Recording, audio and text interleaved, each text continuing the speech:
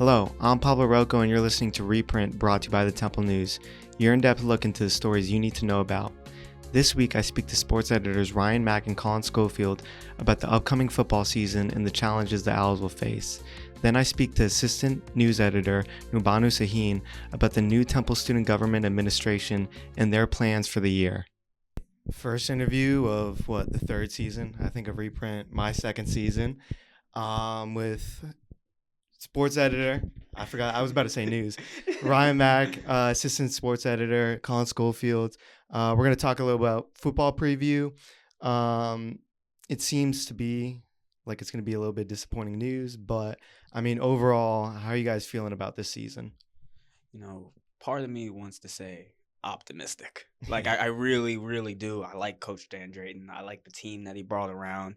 He revamped a whole lot of missing pieces that were there that they didn't have last year. The secondary got better. The offensive line got better. Mm-hmm. They did not upgrade the most important position, which is the quarterback. Right.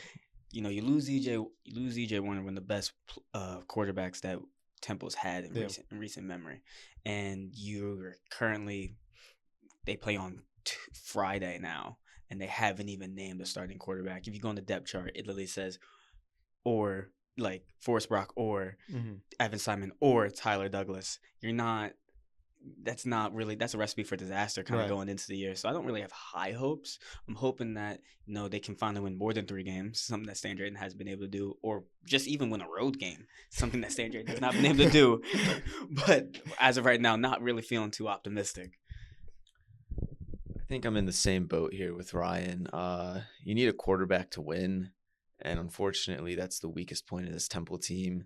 I really, really do like everything else that's kind of on this roster. They have great running backs. There's a good wide receiver room. Mm-hmm. The defense looks vastly improved. Stan Drayton's built a culture there where it's supposed to be a winning culture, but it's hard to win without a good quarterback, and that's what Temple lacks. And make matters worse, you start the season off with one of the toughest games you could possibly imagine. You have to travel to nationally ranked Oklahoma, who's been a national powerhouse for the last 30 years. So optimism is tough to come by without a quarterback. I really like the roster Temple has outside of that, and who knows, maybe one of the guys surprises us and Temple goes out, makes a bowl game for the first time in a few years. But without that quarterback, it's kind of tough to have the optimism that you want as a fan. Yeah, I mean, on the topic of those quarterbacks, is it a scenario of, those 3 guys are just so competitive and it's a tough decision, or is this really a show of weakness that it's going to be a game time decision on that quarterback for the Owls? I think it's the second option. Yeah. I hate to say that. You have one guy in Evan Simon who played at Rutgers, a Power 5 school, played at Ohio State in the Horseshoe. Coming in January, everyone thought it was his job to lose, even when Clifton McDowell, the Montana transfer quarterback, came in. And then when McDowell re-enters the portal just 3 months later, you think he's gonna be a starter, person trodden out when they go to Norman. The fact that you can't really decide between him or Forrest Brock, who has been the system for an entire year. Yeah, he only got 1/2 worth of game time action against SMU, but you can't make a decision between those two. I do think it is a point of weakness between those two. Yeah, for sure. I mean, I was going to ask the question, what challenges, were going on last year that we could improve upon this year, but it seems like we just have new challenges. But I mean, is there any other issues that arose last year and last season that could be improved upon this year, you think? Offensive line play. Mm-hmm. It was just a rotating door of whoever was going in. I'm pretty sure, I know in 2022, and I think only 1 week in 2023 last year, they had the same offensive line lineup from 1 week to the next. You're not going to win games like that, and that creates a whole bunch of struggles. EJ Warner having to use his legs a whole lot more than you would want any quarterback to. Not that he's gonna go out the pocket and make a run, but him just going out and make the pocket just to make a play happen, find an open wide receiver, and then that also makes problems worse for already not so great running back room, which like they only had 200-yard rushers last year. It was a really big weak point. The starter Edward Sadie was playing special teams by October. Joe Quest Smith had 100 yards and then didn't against Norfolk State in week 3, then didn't reach 50 yards the rest of the year. So that problem is something that like they've upgraded it, but it can still be a problem. Yeah. I think there's another thing that I've looked at that's been improved upon. A couple of things. First is just the overall depth of the team from last year to this year. Last year they got slammed by injuries and did not have the depth to overcome them. And now you look at across the board, Stan Drayton said this throughout this fall camp. They can go 2 or 3 units deep at almost every position. And so when those injuries happen, because it's football, injuries are going to happen at some point, they're more prepared for when that happens, and they have guys behind their main guys that can play. And the second thing for me that I've kind of looked at that's really improved, and we touch on this in our football preview, is the secondary. Yeah. Last year, back end of the secondary got really touched up. They were getting burnt deep. They didn't have the depth to really compete, and they lost. You kind of look at it, you're like, how has that improved? You lose Jalen McMurray to SEC powerhouse Tennessee, but they add Andres Keaton, who was a leading tackler at Western Carolina. They had Javier Morton from Nebraska. They had return Elijah Darival, who now is a single digit and has really shown his leadership. They have Jamel Johnson, who's played really well in camp. There are a lot of guys in that room that can really play and can really defend. And I think that's a huge upgrade from last year just in terms of depth. And they have more guys in that room to really potentially keep them in games against high-powered offenses like Oklahoma. Right. Yeah. I mean, you touched on it a little bit, but who are going to be those key players that could potentially lead the Owls to success this year? So on offense, I think my biggest one, Antoine Littleton, transfer from Maryland. He had, 10 touchdowns his last 2 years? 10 touchdowns his last 2 years at Maryland, was a rotation back. Obviously, coming into Temple now, they use like a running back by committee kind of group. It's no one main starter, but I can see him kind of splitting carries with Joe Quest Smith and EJ Wilson. He's someone they haven't really had a power back, a bigger back who's hard to tackle. They've really talked about that in camp. All the players, you aren't able to bring them to the ground basically, and I expect them to have a big impact on these Owls run game. Even then, we even talked about the secondary, and I'm going to switch that to the defense with the secondary. Just Andreas Keaton, tackling machine at Western Carolina. Yeah. I can expect them to kind of be a little bit like that more now, especially in this new scheme that Everett Withers is kind of doing, and just the entire defensive line. Trey Thomas, I expect to have big numbers. Demarcus Morris missed all but 2 games last year, and even when he did, he had 5 tackles against Memphis. Now you have him have a chance to play the entire season. I expect that now to be the same. Right. Yeah, for sure. I mean, what is it going to take for the Owls to pull up the biggest upset probably and beat Oklahoma in this first game? We'll just end it at it's not going to happen. No, I don't want to say that. But I don't want to say miracles, but like any given day, a team can go onto the field and just pull off an upset. Stan Drayton said it yesterday. He said it's going to take us. We can't think about who Oklahoma is. Yes, they're good. But it's going to take every person that's on that roster.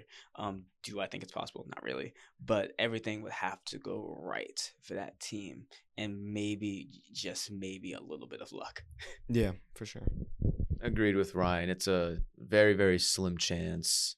They're going to need to play almost a perfect game of football. Like, you can't really turn the ball over against Oklahoma. You can't have blown coverages. You can't have missed plays. Like, you got to go out there and play about as perfect as a football game as these guys have ever played. Find a way to try to limit Oklahoma's offense with the defensive guys. It's not impossible. Crazier things have happened in college football before. But, I mean, in order for these guys to go out to Norman on Friday and pick up a win in prime time against one of the best teams in college football, it's going to take everybody on that team doing their part, and a couple of early turnovers probably too. So, yeah, for sure. And I mean, moving on, you guys did a pretty in-depth piece about Coach Stan Drayton. Tell me a little bit about the team that he inherited and, his failures and successes in turning around what he did inherit. Yeah. So when he came here at before the 2022 season, it was kind of like in disarray. Yeah. Rod Carey kind of inherited a team that had been to a couple straight bowl games under Jeff Collins. Matt Rule was on the up and up even before that when Al Golden took over the team in the mid 2000s, and like you kind of expected the same thing to happen. Say it happened this first year. They went 8-5, made a bowl game, but that didn't really persist. The trust was lost in that locker room. Players getting kicked off the team. People were leaving. And so now Drayton comes in. He's kind of having to pick up those pieces. And yes, they went to bowl games in the mid 2000s. Yes, they won the American Athletic Conference 7 years ago. But what Rod Carey did to that team, it's really hard to just make that a quick fix in 2 seasons. Yeah, for sure. He's had more failures than successes, maybe on the field. 6-18, 2 straight 3-9 seasons. Haven't won as we aforementioned, have not won a road game in his 2 years here. But he's built culture here. Yeah, like he said it yesterday. How do we dictate the wins and losses on the field or the little victories that he's been able to have? And I think that's probably the most important part. Like this team was, I don't want to say in shambles because that can be a little bit too mean, but it wasn't in the right spot, and he's got people to buy in to what he's building here. And if you give him a little bit more time, maybe that's going to be able to persist. Yeah, for sure. We're in a new era of college sports with NIL. And we've run stories in the past about how Temple hasn't been, too great with it. Yeah. Is Coach Drayton opening up to NIL and trying to use it to his advantage to recruit better players, or has he not been successful with that? No, I know they're trying. I think more so like NIL, and yes, this is the transfer portal. It's helped them a little bit. They don't get Keaton without the transfer portal. They don't get Javier Morton without the transfer portal. They don't get players like Alan Hay last year without the transfer portal. It's also hurt them a lot too. And like Darren Varner's left, Kobe Wilson left, Jalen McMurray left, EJ Warner left. So it's gonna gut the team. And sometimes if you're not always able to bring the same amount of like level of talent in, it's gonna hurt them. And when they weren't really having success before, what makes you think they're gonna continue having that success? So I know they're opening up to that possibility, but we have to let that play out. Yeah, for sure. And does this season kind of seem like it'll be a test to the future of his career here at Temple, or is that kind of safe? I think it might. I don't think it should, just because of everything that I said before. Like a lot of these circumstances were not in his control. Right. So you can't really test someone about that. Granted, 3 years as a head coach, you should be able to have a little bit more success. If you're winning like 2-10, you go 3-9, then definitely that is a conversation to be had.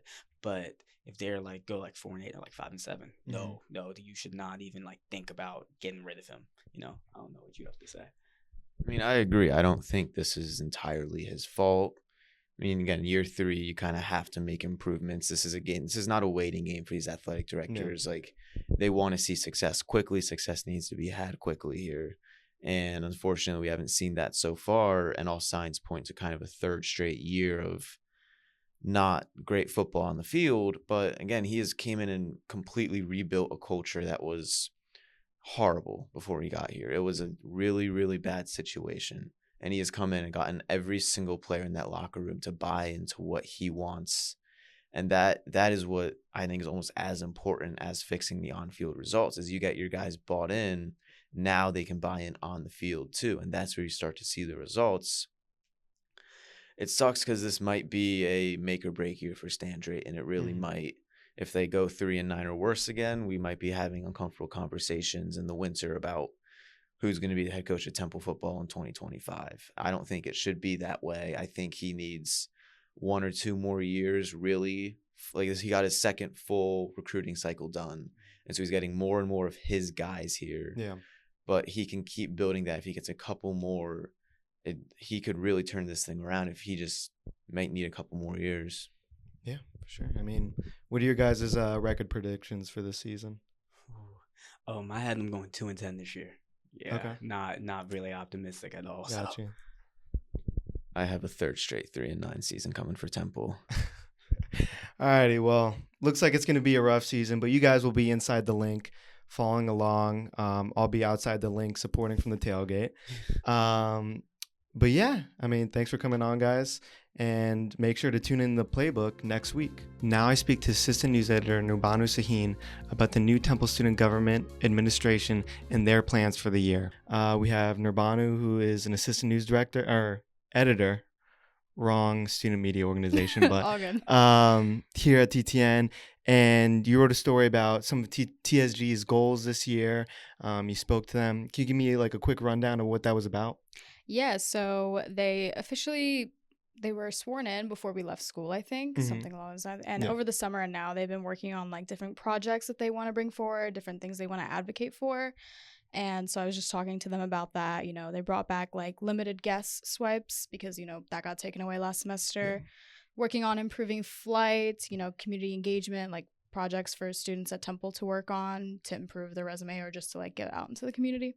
Yeah, awesome. I mean, one of the big things they spoke about was communication and kind of connecting with the student body a little bit more.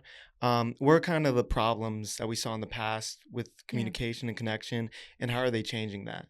So I think the biggest thing something that I've noticed before and that Ray Epstein pointed out to me is that a lot of students on campus don't know about TSG. Like, I think traditionally most universities or like high schools call it SGA. Everyone's used to that thing, but I think the name might throw them off, but also like the work they do a lot of work, but students just really aren't aware of it because of like social media outreach. So it was really important for them to like have people who have communications backgrounds just so they can reach out to more students and also reach out to them in person. They want a table, they want to go out, speak to students in person. So that seems to be like another one of their really big goals. Yeah, for sure. I mean, on the topic of student orgs, I mean, I run a student org. I understand some of the troubles that people go through. How are they trying to make things easier for student orgs? One of the biggest things that was spoken about is allocations. Yeah. A lot of student organizations need funding, whether it's to like entertain or, host events or to just go outside and table. And allocations is the one thing that holds them up, even though a lot of people won't probably think like that's a huge part of student organizations. Right. They want to also kind of merge together TSG and student organizations, whereas instead of, maybe previously TSG was like maybe head of things.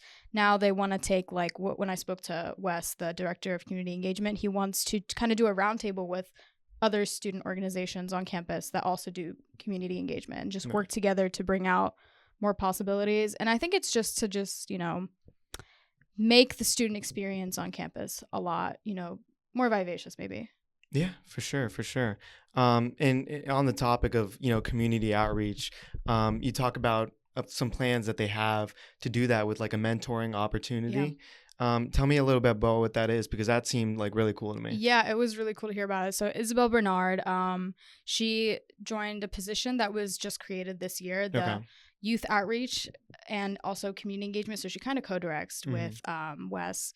But her main focus is, lately we've had a lot of younger students coming to campus, especially last semester. And there's kind of tension there between the campus and like the students coming. So she reached out to a few organizations in Philadelphia that are like nonprofit, and they focus on youth specifically, giving them more opportunities and, maybe focusing on them if they don't have like a great home life.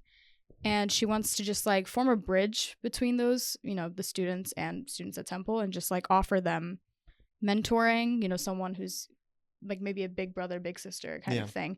And also just to give Temple students like a look into what's outside of campus, because, your 4 years here, sometimes you kind of get caught up on campus and you don't get to look outside.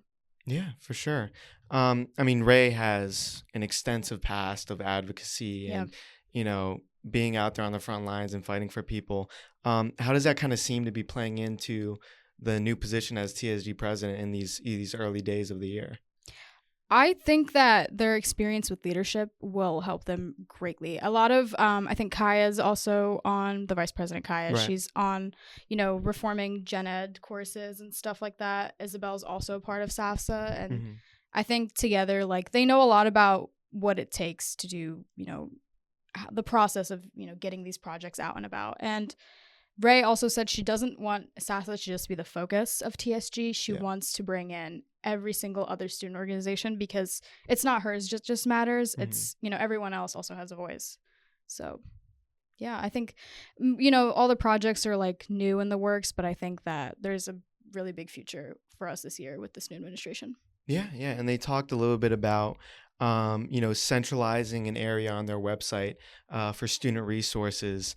Is that something they've noticed, just like constant difficulty for students to access different resources, whether it be disability, mental health, whatever? And what will that platform look like? Yeah, I think anyone can speak to that. Once you try to search something on a Temple website, there's 5 other websites that say very different things. And especially for cases where you need to access disability resources, maybe for a class and stuff, you don't know where to go. There's a lot of information being thrown at you, or, you have, unfortunately it happens, sexual assault occurs and you need to seek the resources, whether it's on campus or off campus.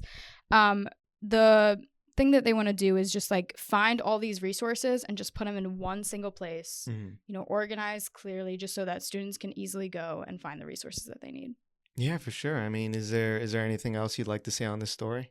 Honestly, I know they were pretty thorough with it. I'm really excited to see what's going to happen this year. There's a lot of great ideas and they're still coming up with more. So this is just the surface of it.